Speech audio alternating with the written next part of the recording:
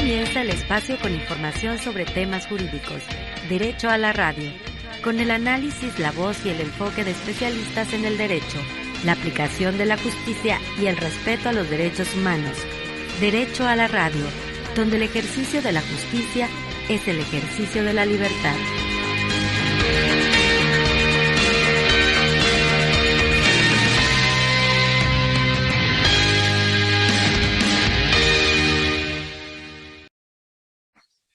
Muy buenas tardes, tengan todas y todos ustedes. Sean bienvenidos a su programa Derecho a la Radio. Como cada miércoles en punto a las 7 de la tarde nos encontramos transmitiendo desde el 94.9 Universo FM, la estación de la Universidad de Colima, pero también lo hacemos a través de las redes sociales de la Facultad de Derecho Facebook, de Facultad de Derecho UCOL y también en nuestro canal de YouTube.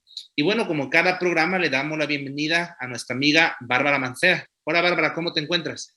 Hola, Enoch, muy contenta de encontrarnos nuevamente después de una semana y por supuesto recordar a nuestra audiencia que pueden escuchar la retransmisión de este programa, como los demás, en sábado en punto de las 13 horas, también en esta estación radio de la Universidad de Colima 94.9.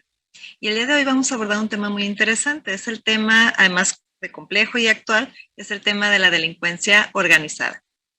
Así es, Bárbara, un tema muy interesante, con pertenencia periodística, con interés social. Justamente hay unos casos emblemáticos que están manejando a nivel nacional y sale a luz este concepto que genera dudas e inquietudes de nuestros escuchas. Por esa razón el comité decidió programarlo. Y bueno, si estás de acuerdo, iniciamos este programa como tradicionalmente lo hacemos con la intervención del doctor José Ángel Méndez Rivera, quien presentará la editorial de esta tarde. Adelante, doctor, por favor. Muchísimas gracias, muy buenas noches. Pues el tema de hoy es delincuencia organizada y derechos humanos, sus paradojas o contradicciones. Para el investigador del Instituto Nacional de Ciencias Penales, Luis González Plasencia, se hace necesaria una reflexión en torno al reto de la criminalidad organizada que presenta hoy en día para la vigencia de los derechos humanos un verdadero problema. Por tal motivo, se hace necesaria una reflexión desde una perspectiva que sitúe el problema en un contexto mundial, el que permite una consideración global sobre el tema, que se haga cargo de los límites de la ingenuidad política cuando se combate el crimen organizado con una política criminal solo de alcance nacional, ya que la criminalidad organizada dominante está relacionada con las esferas del mercado globalizado, con la soberanía interdependiente de los estados o países que son cada vez menos independientes y con individuos cada vez más conscientes de sus derechos humanos que se han vuelto también globalizados. Así, la delincuencia organizada es consubstancial a lo que González Plasencia denomina la tercera modernidad, en la que las leyes del mercado globalizado, particularmente de las drogas, asumen al crimen organizado en su propia lógica en el contexto de una ética de los derechos humanos que amplía las libertades del individuo en el mundo globalizado. Lo anterior es fuente de paradojas, ya que desde una política criminal solo de alcance nacional, en que el Estado se asume como soberano e independiente, no es susceptible de ser combatida la delincuencia organizada. Desde una legislación penal que solo considera las variables internas de la realidad, si es que las considera, ignorando la verdadera realidad que se impone desde el mundo globalizado, con una lógica de mercado transnacional y con una ética de los derechos humanos de libertades globalizadas.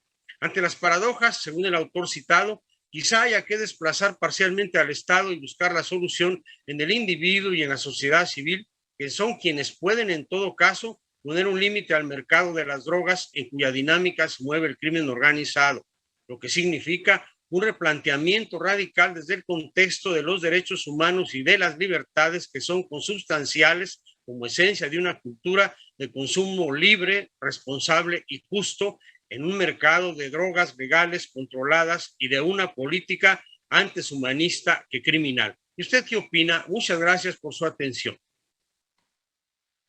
Agradecemos al doctor José Ángel Méndez Rivera por la lectura de esta editorial. Así es, Bárbara, qué tema tan interesante nos permite, introducirlo a través de la escucha del doctor José Ángel Méndez Rivera. ¿Qué te parece si continuamos con la sección de entrevista? Y afortunadamente tenemos también esta tarde a un invitado que conoce ampliamente la materia, una persona que la facultad tiene una larga tradición de colaboración, y agradecemos que esté con nosotros el maestro Javier Sánchez Lascano, quien es secretario adscrito al Centro de Justicia Penal Federal con sede en Quintana Roo. Bienvenido, maestro Javier, a este su espacio, Derecho a la Radio. Muchas gracias, agradezco mucho la invitación y por estar aquí con ustedes. Bienvenido, maestro. Y bueno, empezando por la temática, ¿podría comentarnos a nosotros, a nuestra audiencia, en qué consiste la delincuencia organizada? Bien, el concepto de delincuencia organizada, como seguramente lo vamos a ir platicando, es un concepto muy interesante. En principio tenemos que decir que este delito se encuentra previsto, así se va a escuchar un poco raro, pero está en la Constitución, desde ahí viene su definición. Podemos decir que es el único delito que tiene una previsión constitucional. Y ojalá ahorita lo podamos ir viendo por qué está previsto a nivel constitucional, porque tiene algunos detalles, algunas consecuencias que vamos a ir analizando. Pero bueno, contestando a esta pregunta, ¿qué es la delincuencia organizada? Bueno, pues es un acuerdo de voluntades entre 3 personas o más. Estas 3 personas se ponen de acuerdo, pero se ponen de acuerdo ¿para qué? Para cometer determinados delitos que están previstos en el artículo 2 de la Ley Federal contra la Delincuencia Organizada. Pero esa comisión de esos delitos tiene que tener otro requisito. No basta con que se pongan de acuerdo y que cometan esos delitos, sino que tiene que ser de forma reiterada o permanente.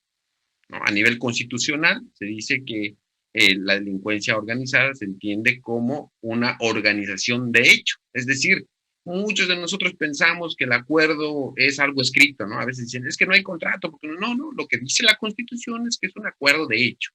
No es necesario que esté documentado, ¿no? Es el acuerdo que se da entre las personas para que de manera permanente o reiterada cometan delitos. Todavía no los han cometido. Apenas los van a cometer y esto tiene cierta importancia. Entonces, basta que se dé esa organización, basta que se dé esa manera para que entonces se actualice ese delito de delincuencia organizada. Estos conceptos, palabras más, palabras menos, están en la Constitución, están en el artículo 2 de la Ley Federal contra la Delincuencia Organizada y tienen un fundamento convencional, que es la Convención de Palermo, ¿no? Donde también se hace referencia a esta definición de delincuencia organizada, ¿no? Y aquí lo importante con lo que yo quiero que nos quedemos es de que la delincuencia organizada es ese acuerdo, es esa organización de 3 personas o más para cometer determinados delitos.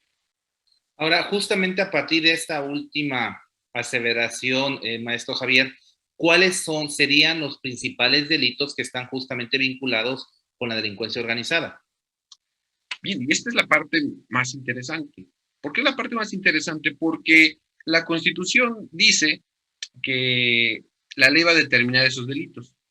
Y efectivamente, el artículo 2 de la Ley Federal contra la Delincuencia Organizada empieza a hacer un catálogo de delitos. Si nosotros vemos ese artículo, es un artículo que ha tenido muchas reformas, 2010, 2016, 2019, 2000. Le han ido añadiendo fracciones y más fracciones. Se ha ido aumentando. Y ahorita espero que tengamos la oportunidad de irlo reflexionando. No me quiero perder de la pregunta, por si no lo abordo, pero tiene una razón de ser esa situación de que se han ido agregando más tipos penales. Pero se contemplan así de manera básica alrededor de 20 o 25 tipos penales, o sea, en los cuales, si las personas se organizan para cometer esos delitos, se actualiza la delincuencia organizada. ¿Cuáles son los principales? Voy a empezar por los de mayor impacto y aquellos que podríamos decir está totalmente justificado de entrada, de principio. Cuidado con esto que estoy diciendo, cuidado, ¿no? Secuestro.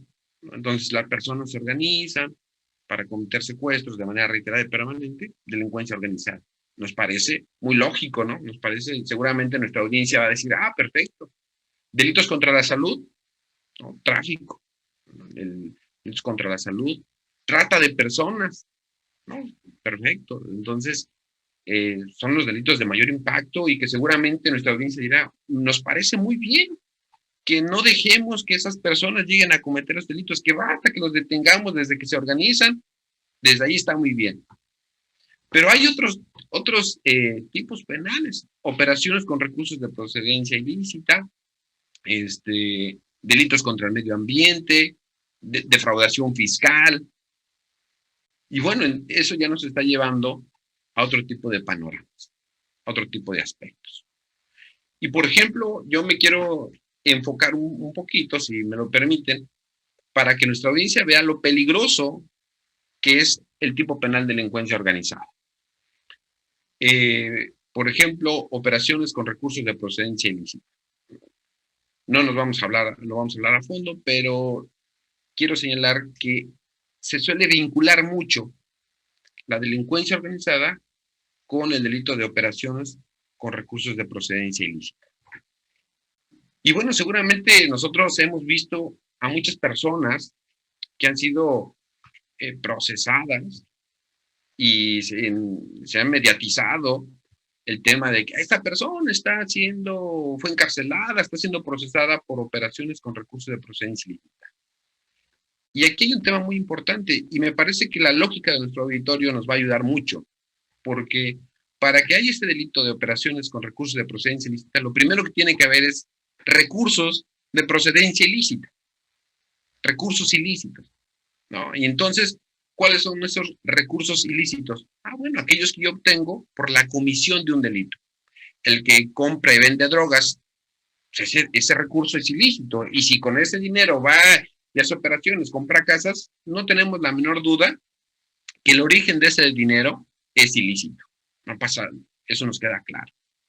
El problema es de que este tipo penal se suele utilizar mucho para casos mediáticos, ¿no? El caso, podemos irnos ya a casos juzgados, por así decirlo, como el caso de la exdirigente del Sindicato Nacional de Trabajadores de la Educación. Estaba por un tema de operaciones con recursos de procedencia ilícita, porque se decía, es que compró cosas, el dinero que llegaba al sindicato, con ese dinero compraba cosas y entonces lo utilizó ilícitamente. Vamos a pensar, o sea, pensemos que sí, no conocemos el asunto en concreto, pero hipotéticamente pensemos que sí. El origen del dinero no es ilícito.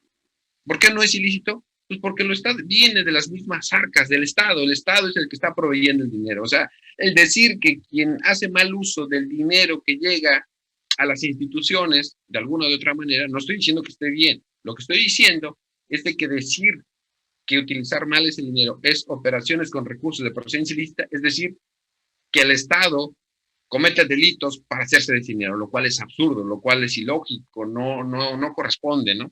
Y así podemos ver muchos casos. Y ahorita entonces nuestro auditorio dirá, bueno, pero si eso me parece tan lógico, tan racional, ¿por qué? ¿Por qué vinculan estos dos delitos de operaciones con recursos de procedencia ilícita con delincuencia organizada? Y es que ocurre algo muy importante. En el imaginario social, cuando nosotros vemos delincuencia organizada,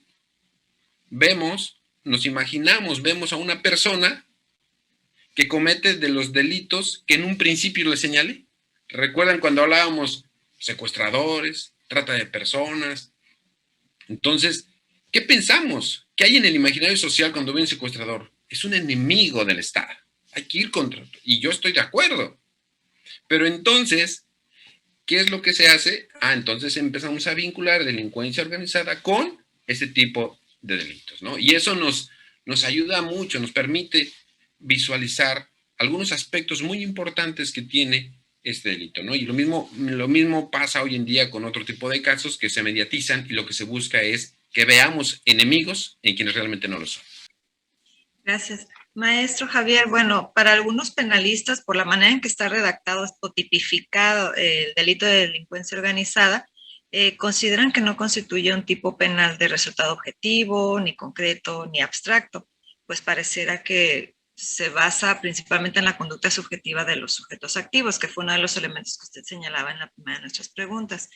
Y bueno, preguntarle, ¿no se viola con ello entonces el principio de antijuricidad material en el delito?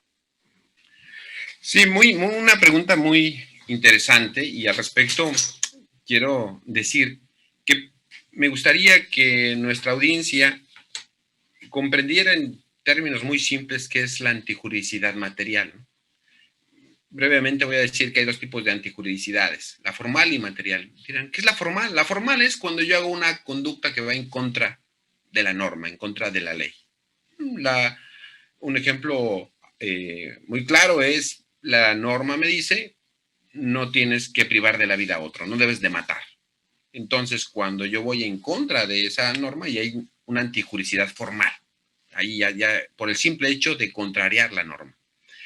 Y la antijuridicidad material significa no solamente contrariar la norma, sino que con mi conducta realmente yo produzca un resultado típico. Dirá la sociedad, bueno, ¿qué es ese resultado típico? Bueno, que yo realmente afecto un bien jurídico.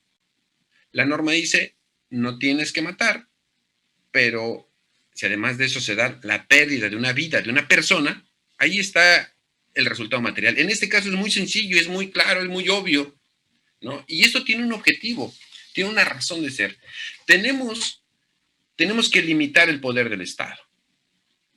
Hay un principio constitucional que es el principio de lesividad, y el principio de lesividad dice que el legislador, cuando construye los tipos penales, tiene que buscar que esos tipos penales pues protejan un bien jurídico, nos protejan a la sociedad, de alguna manera. Imagínense que hubiera un tipo penal que diga que vamos a imponer pena de prisión de 5 a 20 años a todos aquellos que se vistan de color amarillo, verde o azul. Hay una antijuridicidad formal, porque si yo me visto de azul, estoy yendo en contra de la norma, pero seguramente nuestro auditorio con mucho acierto ya está preguntando, bueno, ¿y a quién le haces daño con esa vestimenta? ¿A quién le afectas? A nadie. A nadie le afecto con mi vestimenta. Entonces, no estoy lesionando un bien jurídico tutelado. Entonces, esa es la antijuridicidad material, que con mi conducta yo produzca una afectación a alguien. Entonces, vean lo interesante y lo importante. Si no, imagínense, ¿no? Diría el legislador, puede inventar miles de tipos penales para ir restringiendo las libertades sin una razón de ser. Tienen que tener una razón de ser. Esa es la antijuridicidad material. Y entonces, ¿qué pasa con el delito de delincuencia organizada? ¿Y por qué muchos autores dicen, me parece a mí con acierto, que no viola, que no hay antijuridicidad material? Bueno, porque si ustedes se dan cuenta, ni siquiera se ha cometido el delito, no se ha cometido ninguna conducta. Imagínense, se reúnen 3 personas, vamos a quitarnos de los prejuicios, se reúnen 3 personas y dicen, vamos a cometer ese delito. ¿Sí? Pero no lo han cometido, no lo han realizado. ¿Qué significa? Que no han puesto en peligro ni abstracto ni concreto algún bien jurídico tutelado. Ese es lo más importante.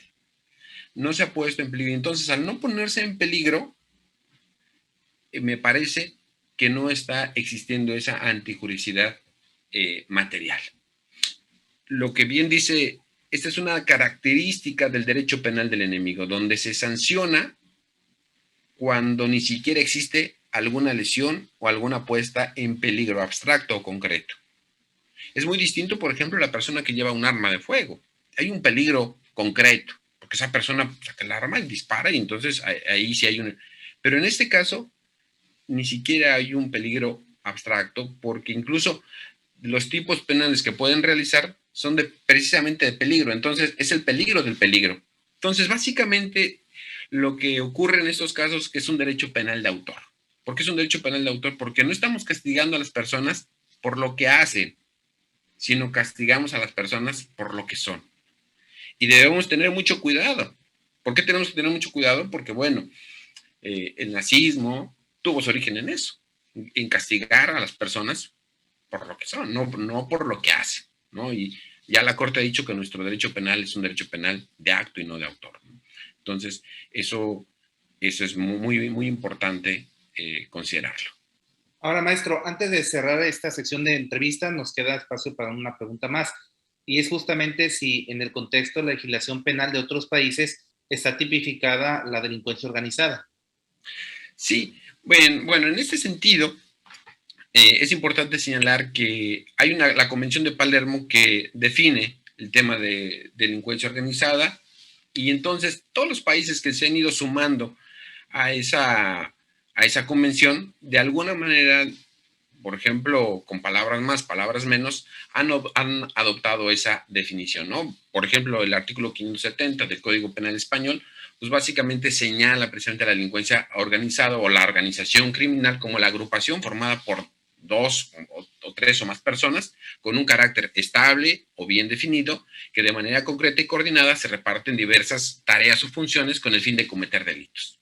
Entonces, dijéramos, ahí tenemos un ejemplo, y prácticamente pues, algunos países, por ejemplo, Colombia hasta hace algunos años no había adoptado esa definición, porque además creo que es muy complejo, y quiero regresar algo a lo que decíamos al principio.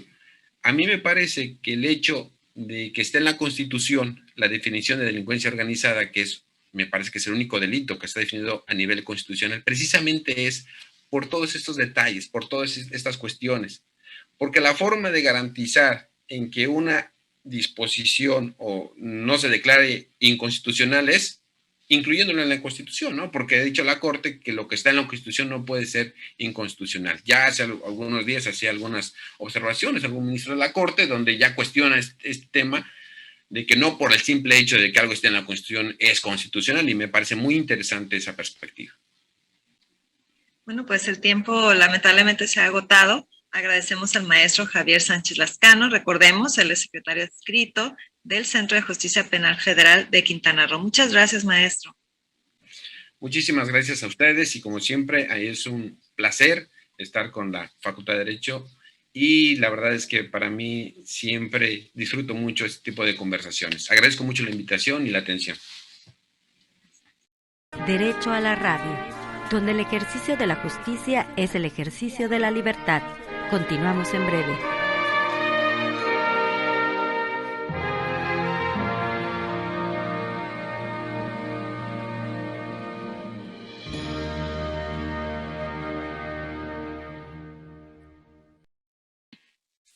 Y continuando con el programa, entonces ahora le damos la bienvenida al licenciado Javier Mayoral Flores. Recordemos, él es el coordinador del bufete jurídico de esta Facultad de Derecho de la Universidad de Colima, quien el día de hoy va a retomar un tema que antes habíamos abordado brevemente.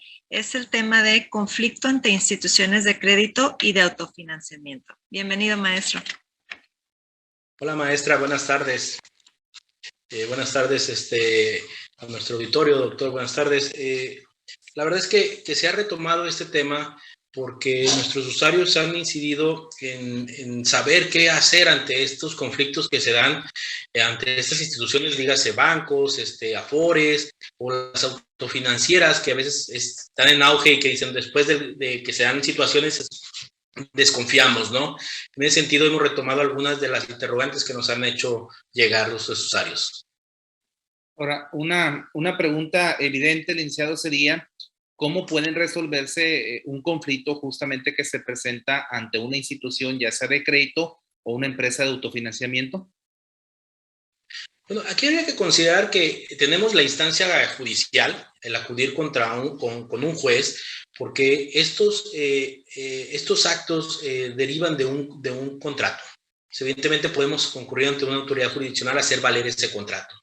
Pero también tenemos un elemento de carácter administrativo, que sería este órgano del Estado, que es la CONDUCEF, que regula precisamente a estas instituciones, y en esa regulación genera una protección a los usuarios de estos servicios. Maestro, bueno, a propósito de la CONDUCEF que usted menciona, bueno, en lo personal he tenido buena experiencia cuando acudió a la CONDUCEF, sin embargo, cuando lo recomendamos a amigos y familiares, e incluso, por ejemplo, en este caso a la audiencia, la primera pregunta que salta es, bueno, ¿y qué trámite se tiene que realizar una vez que se elige el proceso ante la CONDUCEF? ¿Puede usted informarnos sobre ello? Claro, de hecho el procedimiento inicia con una queja o con la queja, y existe tal flexibilidad ante la CONDUCEF que incluso hoy en día la puede recibir vía electrónica. ¿Qué documentos hay que acompañar? Hay que acompañar aquellos documentos que vayan o que estén vinculados con precisamente el motivo de la queja. Por ejemplo, si nos estamos quejando de que no nos reconoce un depósito, pues habría que acompañar el documento en el cual hicimos el depósito. O que nos diga que, por ejemplo, que no se hizo un retiro en un cajero, o que no se abonó un saldo en nuestra cuenta Core, pues habría que acompañar ese documento del cual deriva precisamente el acto del cual nos estamos quejando. Y una vez entonces, si ya opté por la Conducef, ya sé qué requisitos debo cumplir, la pregunta sería, ¿cómo se lleva a cabo el procedimiento dentro de la Conducef? Sí, hablamos de que iniciamos con la queja. Una vez que recibe la Conducef la queja, notifica precisamente a la institución financiera para que ésta se manifieste con respecto a esa queja. Tenemos dos opciones, nos va a decir que sí está de acuerdo o que no está de acuerdo. Evidentemente, cuando no se está de acuerdo, tenemos la posibilidad de llevar el asunto dentro de la misma comisión a una audiencia de conciliación. En esta audiencia de conciliación, las partes van a poder generar un acuerdo de cómo resolver la controversia. Si no llegase a resolverse la controversia, entonces el propio usuario puede solicitar que la Conducef determine la procedencia de la queja. Y entonces esta determinación va a dar conclusión a este procedimiento administrativo.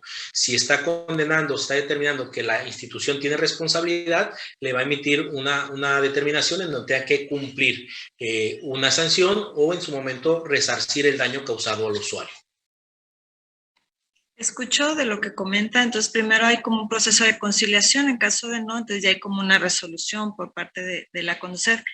Cuando ya obtengo esa resolución, se dice, ok, sí, Bárbara Manceria tenía razón, no le reconoció en el depósito, ¿cómo puedo entonces ahora sí lograr el cumplimiento para que me reconozca ya la institución bancaria, no sé, el reclamo que le estoy haciendo?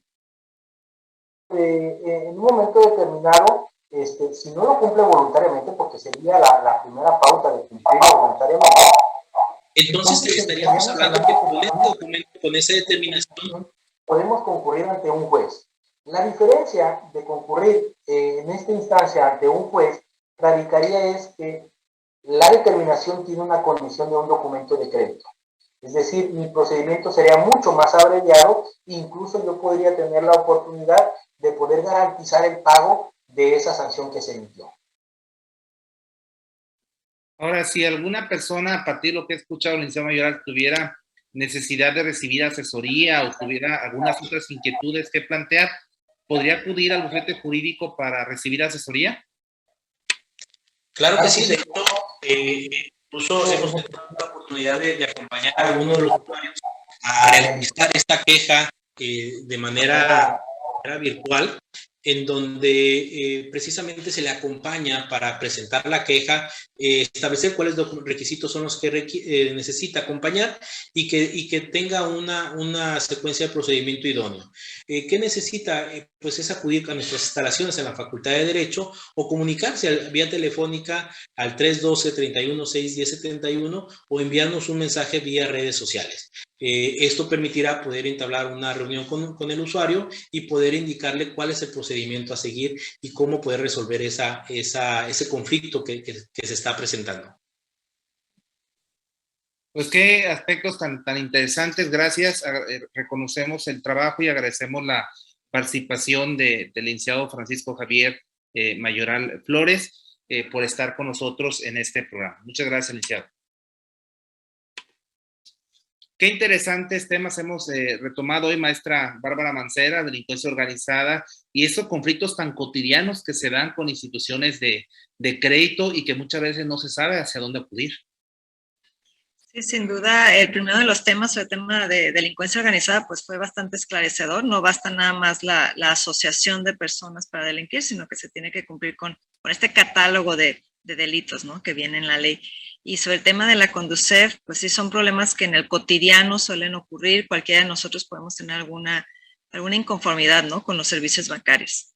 Así es. ¿Qué te parece, Bárbara, si despedimos el programa, como siempre lo hacemos, agradeciendo al equipo de producción de Universo FM por su asesoría y respaldo, así como al equipo de producción de este programa, al doctor José Ángel Méndez Rivera, a la doctora Jessica Romero, a la doctora Ariana Sánchez, la licenciada Alejandra García, la licenciada Reina Andrade, al licenciado Julio Llerenas, y sobre todo a nuestros radioescuchas que nos siguen favoreciendo con su preferencia y permiten que el programa esté posicionado en el lugar que ahora se encuentra. Y pues muchas gracias a todas y a todos ustedes. Se despiden en los micrófonos Bárbara Mancera y Enoc Morán. Que pasen ustedes muy buena tarde. Aquí termina esta emisión. Te esperamos la próxima semana en Universo 94.9. Derecho a la Radio, una producción de la Facultad de Derecho de la Universidad de Colima.